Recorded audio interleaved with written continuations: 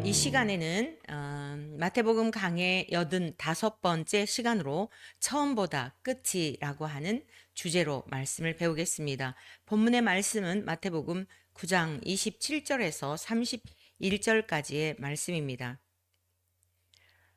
우리 주님은 이 땅에 오셨을 때에 수많은 기적을 행하셨습니다. 그 이적들은 사람들이 행할 수 있는 그러한 것이 아니었습니다. 즉 세상의 의술로 고칠 수 있는, 아무리 문명이 발달이 되고 또 의술이 진화한다 하더라도 사람의 힘으로서는 할 수 없는 일들을 행하셨습니다. 죽은 자를 살리신 일, 오병이어의 기적의 사건, 바다 위로 걸으시는 그러한 사건들, 성난 바람과 파도를 잠잠하라 명하셨을 때에 순종하게 하신 그러한 능력들. 오늘의 본문의 말씀은 맹인의 눈을 뜨게 하신 사건입니다. 그 모든 일들은 사람으로서 할 수 없는, 인간을 창조하시고 세상의 창조주가 되시는 전능자만이 할 수 있는 그러한 표적과 이적들이었던 것입니다. 그러면 자, 이러한 표적과 이적들을 통하여 주님께서 우리들에게 무엇을 원하시는가, 바라시는 것이 무엇인가? 자, 처음엔 어떻죠? 이 맹인, 오늘 본문 말씀을 보면은요, 마태복음 9장 27절 말씀을 먼저 보시겠습니다. 예수께서 거기에서 떠나가실새 두 맹인이 따라오며 소리질러 이르되 다윗의 자손이여 우리를 불쌍히 여기소서 하더니, 네, 자, 처음 두 맹인과 우리 주님과의 만남의 장면을 이렇게 설명하고 있습니다. 두 맹인이 예수님이 이제 사역의 현장을 옮기실 때에 예수님께 나온 겁니다. 그러면서 따라오면서 소리를 지른 거예요. 여러분, 눈을 보지 못하는 분들은 이제 그 말을 할 수 있는, 자기의 의사를 표현할 수 있는 그 통로가 언어이기 때문에 지금 상대방과 나와의 거리가 얼마만큼 있는지에 대한 것을 어느 정도는 인지를 할 수 있겠죠. 어렸을 때부터 나면서부터 맹인이 되었다고 한다면은 저 사람이 저만큼 멀리 있을 때 그 소리에, 발자국 소리라든가 목소리라든가 뭐 이런 것들에 의하여서 대략은 자각할 수 있겠지만 우리들이 눈을 뜨고 보는 것처럼 명확하지는 않을 것입니다. 그러다 보니 이들의 목소리가 불분명하고 명확하지 않은 상태에서 자기의 의사를 표현하기 위해 아마도 이들의 목소리는 큰 것이 특징이지 않을까요? 그런데 그 중에서도 예수님이 계신 곳에는 많은 군중들이 모였었죠. 그러다 보니 웅성웅성할 것이고 여러 잡음들이 있을 것이고, 자, 맹인의 마음은 어때요? 굉장히 다급하겠죠. 예수님에 대한 그 소문을 들었든지 누군가 전해주었든지, 예수라는 사람이 있는데 너희들도 그분을 만나면 고침받을 수 있을 거야 라고 하는 복음을 누군가 전해주었을 수도 있고, 많은 사람들이 따라가니까 뭐 그럴 수도 있고. 그 중요한 건 뭐예요? 유대인들에게 있어서 메시아 사상이 있습니다. 이 메시아 사상은 어떤 사상인가 하면 다윗과 같이 용맹스럽고 선정을 펼칠 수 있는 왕이 나타나서 이 로마의 속국으로부터 자유를 줄 수 있는, 로마를 쳐서 부서뜨리고 박탈당했던 자유를 회복하고 나라의 주권을 회복하는 그러한 메시아, 그러한 능력을 가지고 있는 메시아가, 정치적인 메시아가 나타나기를 바랐던 것입니다. 그래서 두 맹인이 따라오면서 소리를 지르는데 이들의 고백이 무엇이었냐면 다윗의 자손이여 라고 하는 것입니다. 이것이 지금 처음 절박한 마음으로 우리 예수님을 향한 고백이었습니다. 나름대로의 신앙의 고백이었습니다. 그러면서 뭐라 그러죠? 우리를 불쌍히 여기소서. 하나님께서 우리에게 원하시는 마음이 뭐예요? 바로 이거죠. 우리를 불쌍히 여기소서. 우리를 긍휼히 여기소서. 하나님 아버지, 우리에게는 아무런 힘이 없습니다. 이 시대를 살아가는 우리들에게 있어서도 끊임없이 하나님 아버지 앞에 구해야 할 마음은 바로 이와 같은 마음입니다. 우리 인간은 선한 것이 없습니다. 전혀 없습니다. 선한 의도인 것 같은데 또 어느 틈 사이에 여러분 그 풀밭 농부들이 그런 얘기를 많이 하세요. 얼마나 풀이 잘 자라는지 하룻밤에 자고 깨면 막 풀이 무성하게 자란다는 거예요. 거기다가 비가 오죠. 그러고 나면은 뭐 우리 안에는 어떨까요? 우리 안에 죄악의 쓴 뿌리가요. 아, 이제 좀 다 없어졌나 싶으면 이 솟아 나오는데 한 곳에서만 솟아 나와요. 우리 인생에게는 선한 구석이 없어요.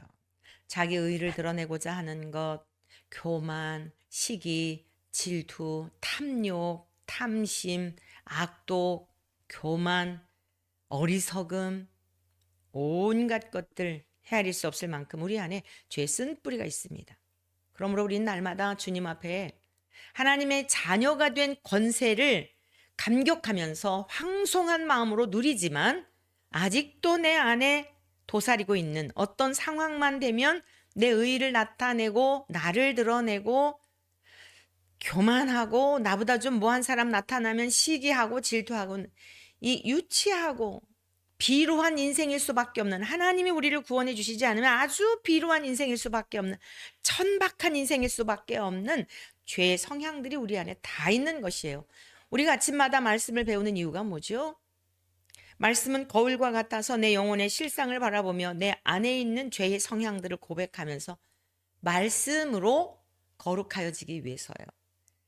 우리가 거룩한 구별된 하나님의 삶을 사는 것은 다른 데 있지 않습니다.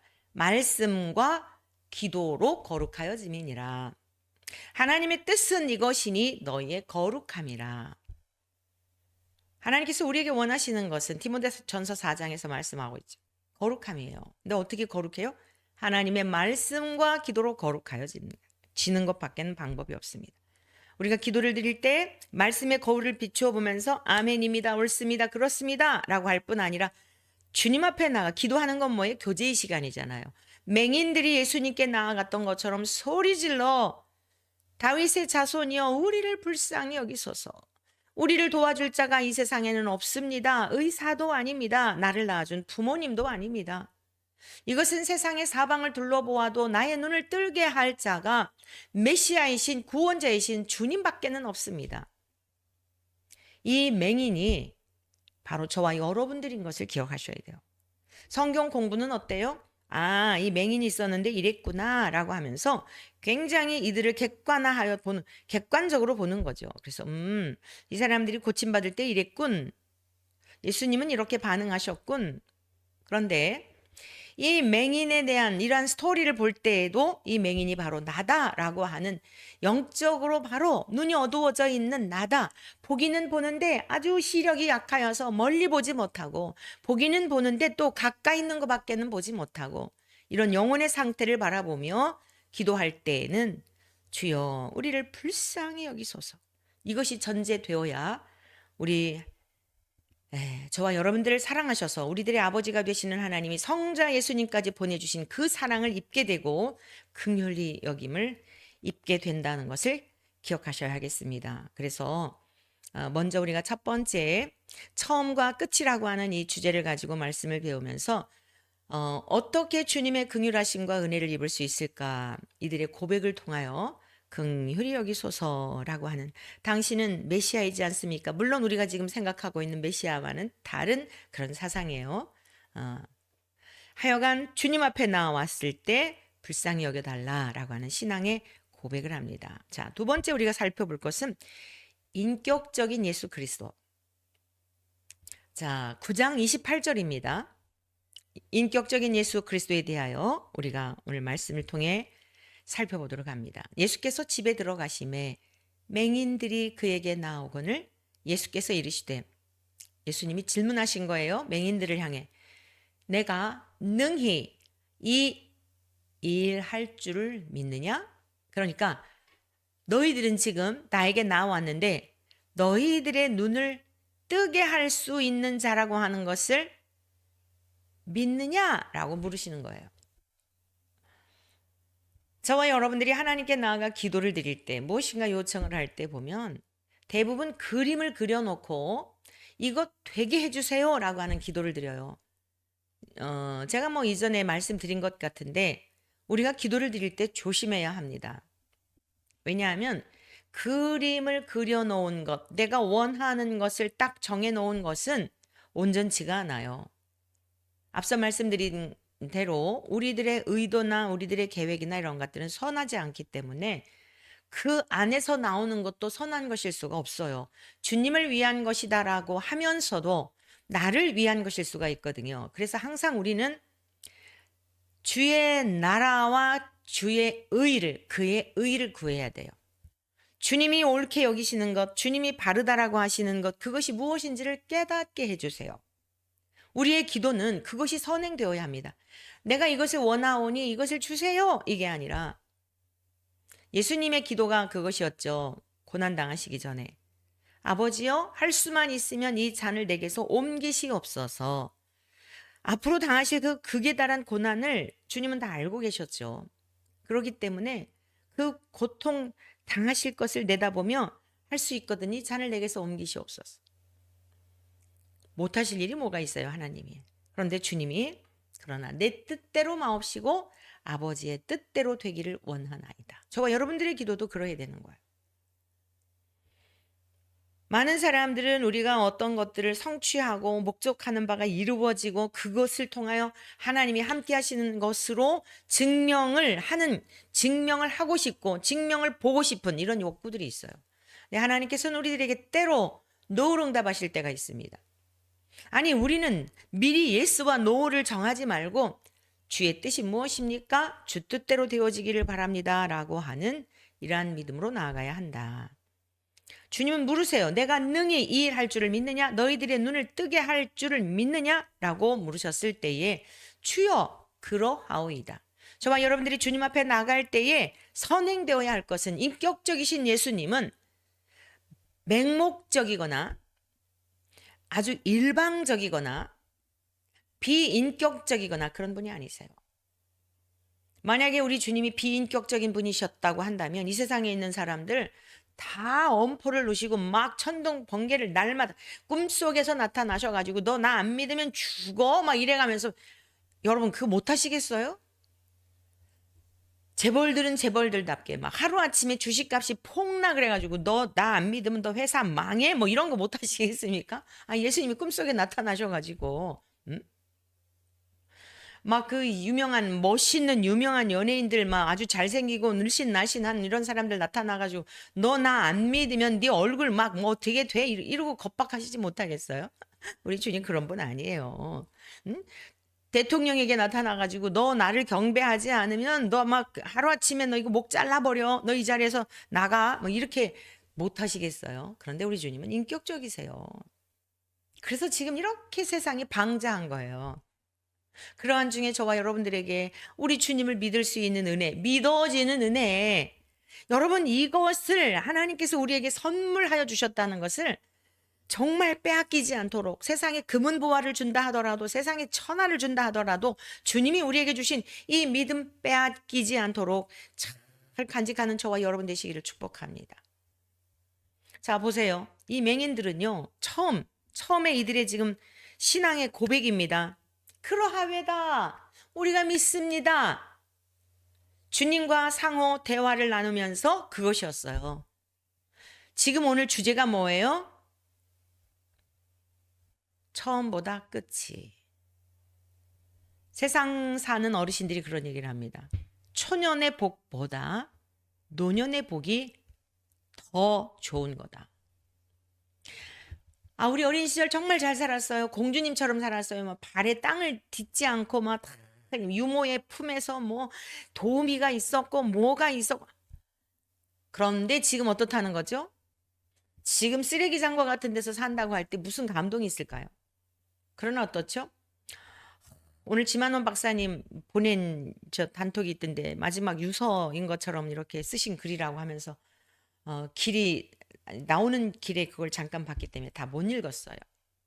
역사가 굉장히 왜곡되어져 있다라고 하는 그러한 것을 이제 주장하시는 분인데 한일 관계에 있어서도 그러하신 것 같고 앞부분에 그런 얘기 나왔더라고요. 너무나 가정 형편이 어려워서 중학교, 고등학교를 다 야간을 다니셨고 그런데 하나님께서 정말 그분에게 공부하는 머리도 주시고 그 이제 여러 그 과정들을 문과에서 이과로 옮기셔가지고 박사를 받은 경우는 최초라 그래요. 그런 내용들이 이제 좀 있는데 다 못 읽었어요. 앞부분만 읽었어요. 여러분, 내가 과거에는 이랬는데 현재는 이렇다. 과거에 잘 살았는데 현재는 정말 내가 거린으로 산다. 전혀 와닿지 않아요. 근데 내가 과거에는 너무너무 가난한 집에 태어나서 학교도 제대로 못 갔다. 어깨 너머로 내가 글을 터득했다. 공부에 한이 맺혀가지고 열심히 공부를 해서 내가 오늘 이와 같은 사람이 되었다. 감동이지 않아요? 그런데 지금의 삶보다도 인생의 노년에 이르러서 끝자락까지 내 인생의 공허함 속에 또는 내 인생이 망하였을 때 또는 내가 버림을 받았을 때 주님을 만나게 되었다. 정말 비루한 인생으로 내가 살았다. 근데 주님이 나를 찾아오셔서 내가 의지할 곳이 없어서 주님 앞에 갔더니 주님이 나를 만나주시고 이런 환경을 주신 것도 하나님의 특별한 섭리였구나. 이런 방법이 아니면 이 내 교만을 꺾을 수가 없어서 주님이 마음 아파하시며 나에게 이런 환경들을 허락해 주셨구나 하면서 여러분 우리 주님 모시고서 그 살아가는 인생 근데 달라진 것도 없어요. 현재적 삶을 보면 무슨 재벌도 아니에요. 무슨 뭐 자랑할 만한 게 없어요. 그런데 그의 마음에 평강이 넘치고 주님 안에서 누림이 있고 그 입술에서 나오는 이야기들은 하나님을 찬송하고 주님을 높여드리는 것과 자기 인생에게 베푸신 것에 감사와 감격이 넘치며 살아가는 그분들을 보면 여러분 절로 고개가 숙여지지 않아요? 여러분들은 존경의 척도가 무엇인가요? 남들에 대하여 평가하는 기준이 무엇이에요? 공부를 많이 해서요? 뭐 외모가 수려해서요? 재산이 많아서요? 권력이 있어서요? 여러분의 가치관을 바꾸셔야 돼요. 그 심중에 예수의 생명을 간직한 분들을 존경할 줄 알아야 돼요. 존대할 줄 알아야 돼요. 가난하든지 배우지 못했던지 저는 우리 교회의 성도님들의 형편은요 참으로 다양해요. 지식의 정도도 다양해요. 정말 감사하죠. 전혀 우리 교회 안에서는요 누가 뭐 얼마나 공부를 많이 했는지 뭐 얼마나 못했는지 전혀 그런 거에 관심들이 없어요. 얼마나 주님 안에서 주님을 사랑하고 주님의 은혜 안에 감격하며 살아가느냐에 관심만 있는 거예요. 나보다 가방끈이 짧다 하더라도 전혀 그런 것들을 짧게 느껴지지 않는 그리스도 안에서 예수 그리스도 안에서 형제와 자매된 그런 관계를 누리며 살아가는 여러분 우리 모두 되시기를 축복합니다. 오늘 저와 여러분들이 주님께서 우리에게 물으실 때 너희가 지금 소망하는 바 너 눈뜨기를 바라는데 내가 능히 이해할 줄을 믿느냐라고 할 때 주여 그러하외다. 너의 영안이 열려지기를 원하느냐라고 물으실 때 주님 제발 좀 그랬으면 좋겠습니다. 육의 눈이 너무 밝습니다. 육의 눈은 1.5, 2.0이어가지고 저 몽골리안들은 무슨 막 6점 몇인가 그렇대요. 저 바닷속에 있는 물고기까지 보는 사람들이 있대요. 여러분 그 육안이 너무 밝아도요 괴로운 거예요. 제가 안경을 안 쓰잖아요. 우리 집안에는 안경 쓴 분들이 없어요. 제가 유일해요. 신학교 다닐 때부터 안경을 쓰게 되었는데 이 안경을 벗죠. 그러면은 다 이렇게 희뿌옇게 보여서요. 뽀샤샤하게 보여갖고 다 예쁘게 보여요. 성도님들의 얼굴을 볼 때 점도 티도 안 보여요. 다 이뻐 보여요. 근데 안경을 갖다 딱 쓰잖아요. 그러면 점 있는 거, 주름살 이런 게 다 보이는 거예요. 여러분 육신의 눈은 그거 꼭 안경을 2.0 눈을 가지고 볼 필요는 없어요. 그러나 제발 영적인 눈은 열어져서 내 영혼의 실상이 어떠한지 아니 다른 사람들을 보는 눈이 밝은 거 말고 선악과 열매를 먹음으로 말미암아 어땠어요? 상대방의 벌거벗은 수치를 보게 되었죠.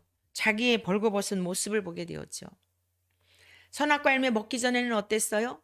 하나님 아버지를 경외하고 하나님이 창조해 주신 상대방을 바라보며 감격하고 기뻐했잖아요. 쓸데없는 눈이 밝아지기 전에는 그 안에 행복이 있고 기쁨이 있고 만족이 있었잖아요. 이제 죄악의 눈이 밝아지게 되니까 어떻게 됐어요? 정죄하고 참소하고 판단하고 자기밖에는 없는 인생이 되었지 않습니까? 오늘 눈먼 소경이 눈을 뜨는 이 과정을 배우면서 우리의 영안을 열어주소서.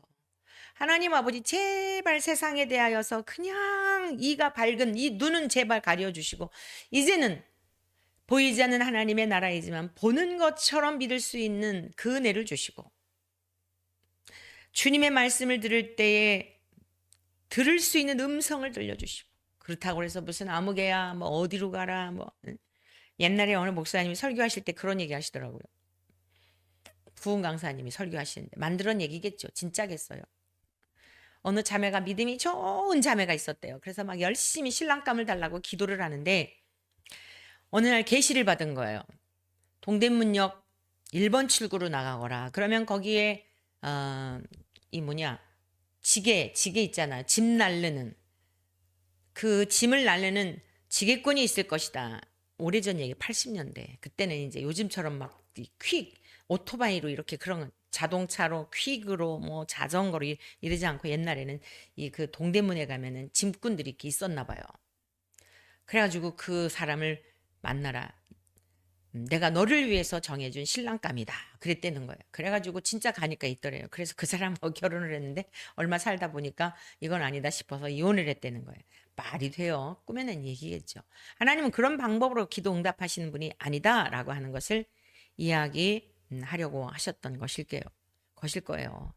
자, 그래서 오늘 주님은 우리의 이 믿음의 자리에서 내가 능히 이 일 할 줄을 믿느냐? 너의 영안을 열고 너의 영적인 귀를 열어 너희가 내 음성을 하나님의 말씀을 들을 때 깨닫는 그 은혜 나로부터 너에게 임한다는 것을 믿느냐?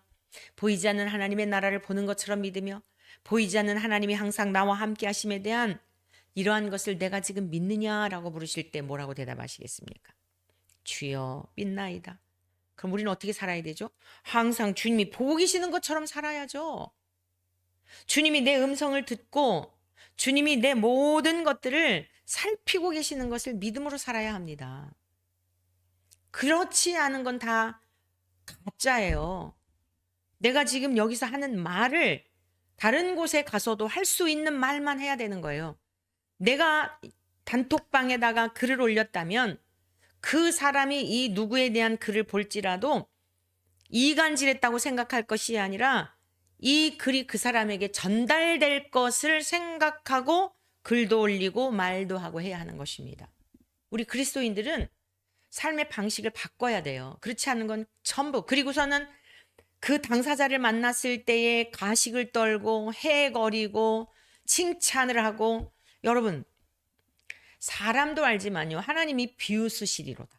하나님이 진짜 살아계심을 믿는다면 그리 행동할 수 있을까요? 그리 할 수 없어요. 그러한 사람들하고는 같이 갈 수가 없습니다. 그들에게서 나오라고 하셨어요. 하나님이 진짜 계신 것을 믿는 사람들은 말도 행동도 모든 것들이 달라요. 여러분 부디 이 말씀을 배우시고 말씀을 듣는 여러분들이 구별된 삶을 사시기를 축복합니다. 말과 행동이 일치된 삶. 집에서나 밖에서나 여러분 자식 앞에서나 남편 앞에서나 밖에서나 모든 행동이 일치되는 그런 삶을 살아낼 수 있기를 축복합니다. 교육이라는 게 뭐죠? 여러분 교육이라고 하는 그 의미가 뭐냐면요. 한결같은 삶을 살도록 인도해 주는 거예요. 세상적인 교육도. 학교에서나 집에서나 친구한테나 부모한테나 모든 것이 한결같은 행동을 할 수 있도록 본래 교육은 에듀케이션이라고 하는 본래적인 교육이라고 하는 것은 여러분 그런 의미가 있는 거예요. 근데 오늘 얼마나 이중적이죠? 다 망가졌어요. 근데 저와 여러분들은 세상 속에서 불러냄을 받았고 택하심을 입은 자들이에요. 교육도 그러하거늘 하나님의 말씀 앞에 우리가 어떤 삶을 살아야 하겠습니까? 자, 그래서 오늘 인격적이신 예수 그리스도는 우리에게 물으시는데 나는 과연 주님 앞에 뭐라고 답을 드릴 수 있겠는가? 주님 앞에 고백을 하였다면 그 믿음대로, 처음에 그 고백을 하였다면 끝까지 인격적인 관계가 유지되어야 한다라고 하는 것을 기억해야 하겠습니다. 세 번째 우리가 살펴볼 말씀은요. 치유. 우리 예수님께서 이제 고쳐주십니다. 그런데 이것은 사랑의 능력이에요. 29절입니다. 이에 예수께서 그들의 눈을 만지시며 이르시되 너희 믿음대로 되라 하시니. 자, 우리 예수님은요. 말씀하시면 돼요. 왜냐? 창조주 하나님과 동일한 본질이시고 능력이시기 때문에. 백부장의 하인을 고쳐주신 그러한 장면, 또 12회를 혈루증으로 앓던 여인이 예수님의 옷자락만 만져도 나을 것이다라고 하는 그 여인 속에 있는 믿음을 보시고 주님에게서 능력이 나갔어요. 뒤 돌아보시지 않으셨어도 뒤에 와서 옷자락만 만졌는데도 주님은 그 여인의 믿음을 연락하시고 치유해 주셨어요. 그런데 왜 그 여인을 향하여 물으셨다 그랬죠? 전인적인 치유를 원하시는 분이세요. 단순히 육체의 질병을 고침으로 말미암아 몰래 가서 나 이제 고침받았네 이러고 사는 게 아니라 사람들에게는 이 그 여성의 생식기를 통한 질병인데 어떻게 입증할 수가 있겠어요. 그러니까 주님께서는 공개적으로 이 여인은 이제 부정한 여인이 아니야. 이 여인은 유출병에 걸려있는 여인이 아니야 라고 하시며 망신을 주려고 하신 게 아니라 이제는 죄인 취급하지 말아라. 새로운 피조물이 되었다. 건강한 여인이 되었다라고 하는 것을 공식적으로 선언해 주시는 거예요. 저와 여러분들도 그 하나님의 선언 앞에 이 세상에 살아가고 있는 거예요. 당당해야죠. 우리의 죄에서 다 용서받았어요. 앞으로 지을 죄까지도 용서해 주시고 우리를 선택하신 거예요. 그럼 우리는 뻔뻔하게 어떤 죄를 지어도 용서받을 거니까 그리고 죄를 지을 수 있을까요? 진짜 구원받은 사람은 절대 그렇게 못해요. 염치가 있는 사람은 그럴 수가 없어요. 더 죄송해서, 더 황송해서. 죄를 10번 지었다고 한다면 점점 줄어들고 이후에는 내 안에 내주하시는 주의 성령님의 능력으로 말미암아 주님이 살아내신 그 삶을 우리도 살아낼 수 있는 거예요. 이게 장성한 분량이고 이게 성령 충만한 사람이고 그리스도인의 장성한 분량에 이르라 그랬잖아요. 하늘 아버지께서 온전하신 것 같이 너희도 온전하라 그랬잖아요. 내가 막 노력해가지고 죄 안 지려는 게 아니라 그 은혜를 힘입었기 때문에 의의 옷을 입었기 때문에 이 옷 더럽혀질까 봐. 여러분 어때요? 도대체 이 새 옷을 사서 입었는데 제가 입은 이 옷은 우리 딸내미가 구제품에서 뭐 그런 거 이렇게 뭐 빈티지 되나요 그러잖아요. 그래서 버린다 그래가지고 제가 색깔을 좋아하는 색깔이라서 이렇게 이제 걸쳤어요. 뭐 또 이거는 또 누가 주고 뭐. 자, 이제 그만 저거 하고 실증 나서 버려야 되겠다. 하지만 소중히 여기는 사람에게는 어때요? 소중한 거예요. 애지중지 여기는 거예요. 구겨졌는데 다려 입고 누군가 버리려고 했던 것을 갖다가 자, 내가 선택했으니까 어떻죠? 소중히 여기는 거예요. 왜? 내가 후줄근하게 입고 나가면 사람들이 후줄근한 사람으로 보여질까 싶으니까. 그런데 뭐 잘 보이려고 해서요? 아니, 내가 주의 종인데 이쁘게 보이려고요? 아니요. 주의 종이 세상의 사람도 직장에 가는 사람들도 자기를 단장하고 함부로 평가받지 않으려고 얼마나 자기를 건사합니까? 주의 종이기 때문에 행동도 옷 입는 것도 뭐 하는 것도 함부로 하지 않는 이유예요. 목적이 달라져요. 옛날에는 내가 잘 보이려고 예뻐 보이려고 뭐 하려고 하지만 내가 그리스도인이야. 내가 주님 앞에 구원받은 백성이야. 내가 우리 주님의 값없이 주신 은혜로 구원받았는데 부스스 하고 그냥 정신 나간 사람처럼 그러고 다닐 수 없어. 머리도 한번 매만지고 나를 보는 게 아니라 저 사람 권사래, 저 사람 집사래, 저 사람 목사래 그러고 보잖아요. 자기들은 막 아무렇게나 하고 다녀도 아무 흉이 아닌데 그래서 막 그냥 어떻게 해서든지 책 잡으려고 그러잖아요. 또 부질없는 것 때문에 왜 책 잡힘을 당해요? 그러니까 우리의 먹는 것도 바울 사도가 그렇게 권면한 거예요. 너희가 무엇을 하든지 먹든지 마시든지 무엇을 하든지 하나님의 영광을 위하여 하라. 음식을 먹는 것도 그래요. 사명을 위해서 먹는 거예요. 음식을 먹는 것도. 내가 몸이 아파가지고 병상에 누우면 가족들 힘들게 하죠. 하나님께 헌금 드려야 되는데 병원에 갖다 바쳐야 되죠. 아깝잖아요. 그러니까 하나님이 주신 그 모든 자연에서 나는 것들을 먹으면서 또 기뻐하고 즐거워하면서 얘들아, 내 몸속에 들어가서 해독작용도 하고 좋지 않은 것들은 다 물리치고 그리고 음식을 먹을 때 얼마나 행복해요. 병원에 돈 갖다 주는 것만큼 아까운 게 없어요. 그 아픈 다음에 병원에서 청구하는 돈은 여러분 여기서 우리가 음식을 뭐 먹고 사치스러울 정도로 뭐 맨날 그렇게 할 필요는 없죠. 그러나 우리 몸에서 요구하는 게 있어요. 잘 여러분이 몸을 이제 우리가 이렇게 병이 들어가지고 몸을 잘 관리하지 못해서 그러는 경우도 있는데 오늘 우리 주님이 눈을 만지시며 사랑해 주셨어요. 치유해 주신 거예요. 오늘 우리들은 눈먼 장님들은 아니에요. 우리가 주님 앞에서 건강하게 살기를 주님이 기뻐하신다는 것을 기억하셔야 됩니다. 주님이 왜 이렇게 다 치유해 주셨을까요? 사랑하시기 때문이에요. 건강하게 살기를 원하시기 때문이에요. 밝게 살기를 원하시기 때문이에요. 그러면 우리가 해야 할 일이 있다는 거죠. 우리에게 이런 사지백체를 주시고 먹을 수 있는 이도 주시고 모든 것을 주시고 판단할 수 있는 지각도 주셨는데 그냥 막 내 몸에 좋다 그래가 매일마다 몸에 안 좋은 것만 먹고 또 돈을 아껴가지고 인생의 노년에 그냥 뭐 여행 다닌다고 아주 그냥 궁핍하게 살면서 또 그런 사람 치고 다른 사람 정죄하거든요.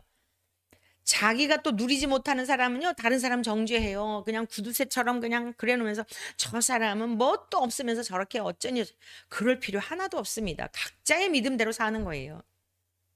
진리를 알지니 진리가 너희를 자유케 하리라. 진리의 주체이신 주님 모시고 살아가는데 성전으로서 내 몸에 오늘은 좀 고기가 먹고 싶다. 그러면 내 몸에서 지방질을 필요로 하는 거예요. 단백질을 필요로 하는 거예요. 안식교인들 어때요? 절대로 고기 안 먹어요. 막 그래서 막 콩이나 막 이런 거 이제 콩 두부래나 하여간 그런 콩으로 두부 만들지 참. 아니 콩으로 만든 아주 그저 고기처럼 만드는 그런 기가 막히게 그런 거 만들고 그러더라고요. 다 이제 사는 방법이 있는데 오늘 기독교인들은요. 예수 그리스도 안에 있는 우리들은 예수님께서 이 사랑의 마음으로 눈을 만지시는 그 장면을 생각해 보세요. 건강하고 온전한 모습으로 살기를 바라시는 사랑에 기초하여 치유의 능력이 나온 거예요. 그리고 너희 믿음대로 되리라. 너희 믿음대로 되라. 오늘 우리 복음서에 보면은 많은 부분들 주님께서 치유에 대한 내용들을 말씀하고 있는데 현대 의학이 굉장히 많이 발달이 되어서 이제 뭐 눈 이렇게 실명했던 분도 다른 사람의 신을 이렇게 안구를 이렇게 뭐 해가지고 그런 경우도 있고 그러지만은 이 신약 성경에 나오는 만큼 우리 주님 2000년 전 오셨을 때만큼 그런 여러 가지 질병들에 대한 것들이 의술의 발달로 인하여서 많은 부분들이 또 좀 지금 이 시대는 차이가 나요.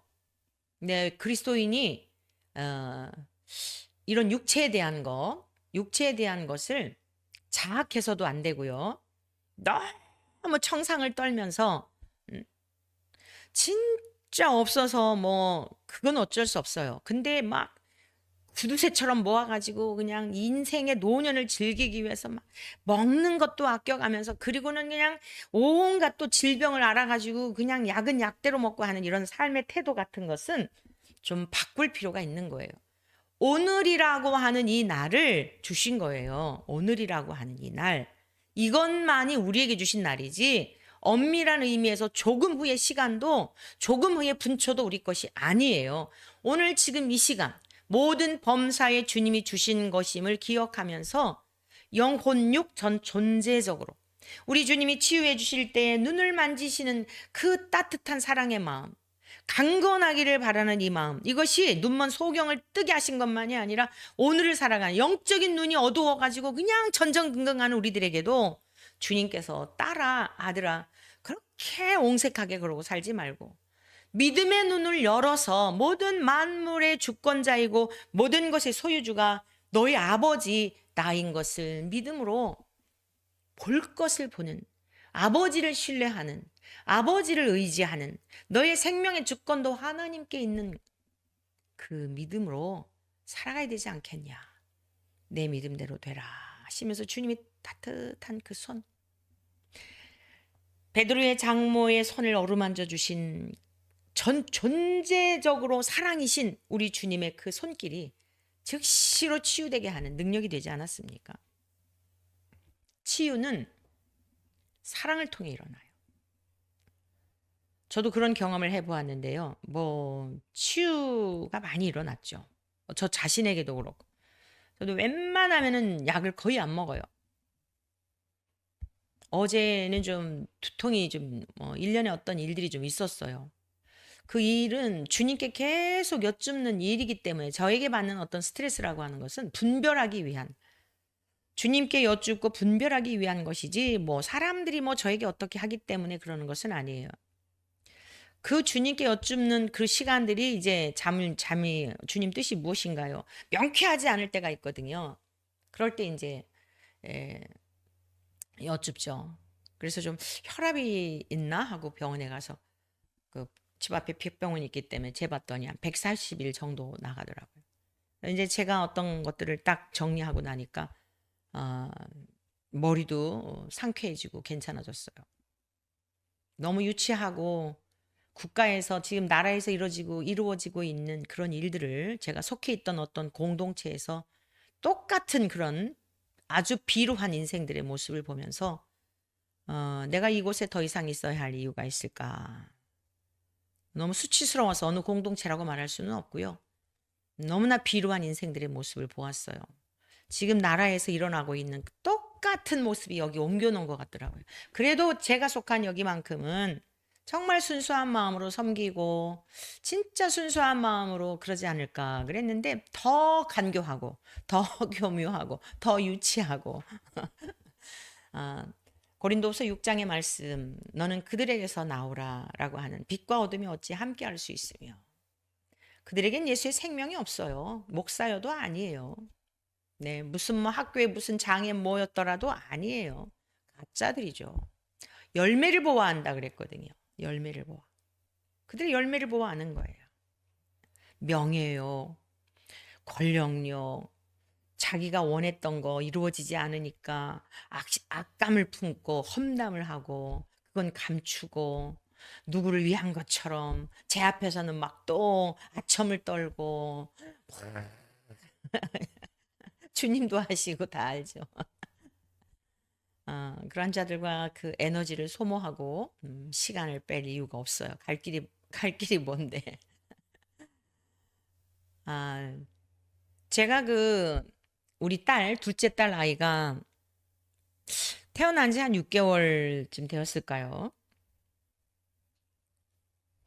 이 해열제도 듣지 않고 열이 40도가 넘는 거예요. 근데 어느 날 이 아이가 막 너무 고통스러워하는 것을 보니까 마음이 너무 아프더라고요. 그저 주의 일한다고 그냥 아이를 방치하면서 이러고 다니고 이 어린 아이가 얼마나 참 저도 무지막지하죠. 얼른 응급실로 데려갔어야 되는데 집에 있는 그냥 해열제만 먹여보는데 안 떨어지는 거예요. 근데 너무 마음에 이 아이가 불쌍한 생각이 들었어요. 그래가지고 품에 안고 이 아이가 그 열이 나가지고 고통당하는 것을 생각하니 너무 막 안타까운 생각이 드는 거예요. 눈물로 기도를 하고 나는데요. 진짜 놀라울 정도로 즉시로 열이 떨어지더라고요. 근데 홍역이었던가 봐요.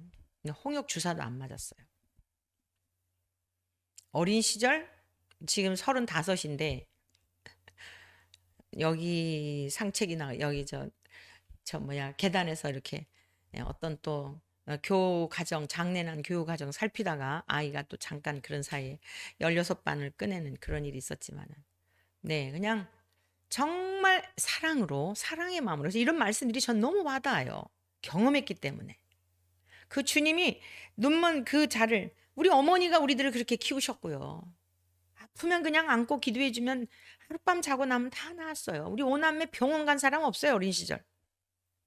그러니까 저희 오라버니들도 잔병 없이 그냥 사시다가 76세, 72세 이러고들 돌아가셨는데 저는 그게 자연사라고 봐요. 무슨 약 먹으면서 뭐 먹으면서 그냥 여러분 치유는 사랑이 기초가 되었을 때 일어나요.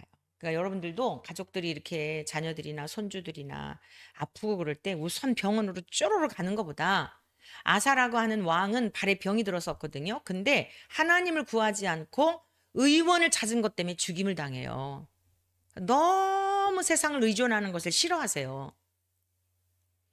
자, 결론입니다. 결국 이들의 믿음대로 치유가 되었어요. 주님의 지극한 사랑을 입고 치유받은 거예요. 그런데 그들의 결과를 보실까요? 30절, 31절입니다. 그 눈들이 밝아진지라. 진짜 기적이에요. 사람으로서 할 수 없는 일이에요. 예수께서 엄히 경고하시되 삼가 아무에게도 알리지 말라 하셨으나. 왜 예수님께서 아무에게도 알리지 말라고 하셨을까요? 그러니까 우리가 이 말씀을 잘 귀를 기울여야 돼요. 왜냐하면 그 귀신 들린 딸을 둔 가나안 여인의 믿음 있잖아요. 그래갖고 주님께서 반어적인 표현을 하시잖아요. 그런데도 불구하고 그 여인은 주님 앞에 막 믿음으로 계속 나아가서 자기 자식의 음식을 개에게 주는 법이 없다. 밥상에서 떨어지는 부스러기라도 먹지 않습니까? 막 부스러기 은혜라도 주세요.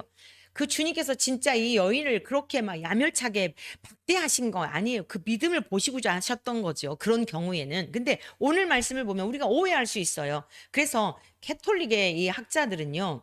이 말씀을요. 31절 보실까요? 그들이 나가서 예수의 소문을 그 온 땅에 퍼뜨리니라. 이 말씀을 어떻게 해석하냐면 캐톨릭 신부들은요. 이게 하나님을 칭송하는 행위라는 거예요. 그러니까 예수님이 경고하시되 말하지 마라 이렇게 했는데 이들이 나가서 한 것은 오히려 더 하나님을 높여드리고 칭송한 거다라고 하는 캐톨릭 신학자들이 그렇게 해석을 한다고 합니다. 누군지는 모르지만 하여간 제가 이 부분에 대한 주석을 보니까 그런 내용이 있더라고요. 그러나 주님께서 이렇게 말씀하신 이유가 있어요. 엄히 경고하셨다 그랬어요. 아무에게도 얘기하지 마라. 진짜 이게 진짜 고통이죠. 여러분 내가 눈을 떴는데 지금 비밀이 있는 거예요. 주님과 나와의 비밀이 있는데 아무에게도 얘기하지 말라. 이건 정말 고문이에요. 그러니까 여러분 살다가 왜 주변에 그런 거 있잖아요. 이거 진짜 너한테만 얘기하는 거야. 아무한테도 얘기하면 안 돼. 그때부터 고문 당하는 거죠.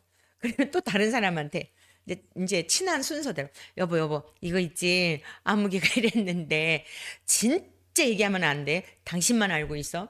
네 남편한테 얘기해서 그나마 될 일이면 괜찮은데 남편이 알아도 별 이게 도움이 안 될 것 같으면 이제 친구에게나 친한 순서대로 그 얘기 하잖아요. 그럼 그 사람에게도 또 친한 친구가 있거든요. 이미 내 입에서 나갔다 하면 이게 퍼질 거 생각하고 얘기를 해야 돼요. 그리고 아무에게도 얘기하지 마라 라고 할 것 같으면 그냥 안 하는 게 나아요. 자기 마음에 담아두는 게.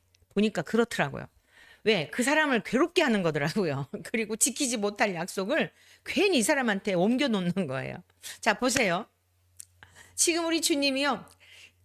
엄히 경계하셨어요. 절대로 말하면 안 돼. 그랬는데 이들이 나가가지고 막 떠벌리는 거예요.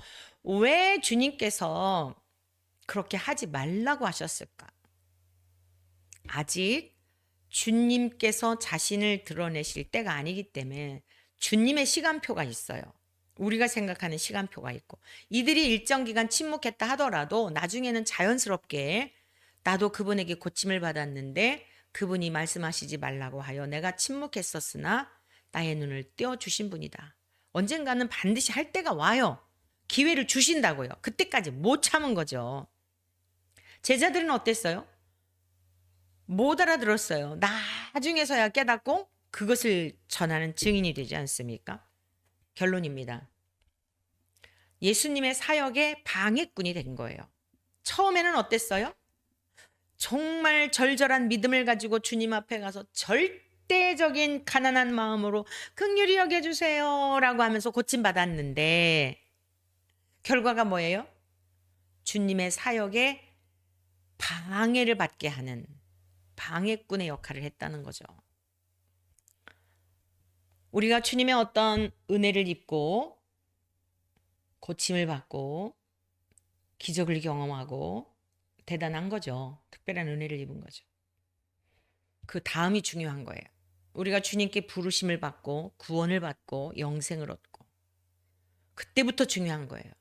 그래서 더 말씀 앞에 집중하고 주님이 뭐라고 말씀하시나 가라 하면 가고 그만하면 그만하고 철저하게 처음보다 끝을 더 중요하게 여기며 끝까지 주의 말씀하신 대로 내 믿음대로 되라 하는 것에 순종했다면 엄히 경고하사 아무에게도 알리지 말라라고 하셨으면 그 말씀도 순종했어야 한다 이거예요.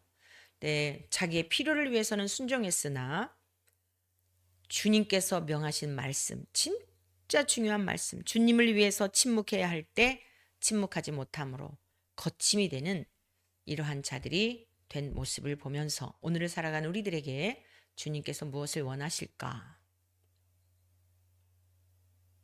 구원 얻은 백성으로서 그 감격 속에 끝까지 복음을 듣고 믿어 구원받았잖아요. 그러면 끝까지 복음을 듣고 믿어 행함으로 주님을 바라보며 끝까지 잘 달려나가는, 그래서 주님 내 나라에까지 무사히 도착하는 우리 모두 되시기를 주의 이름으로 축원합니다.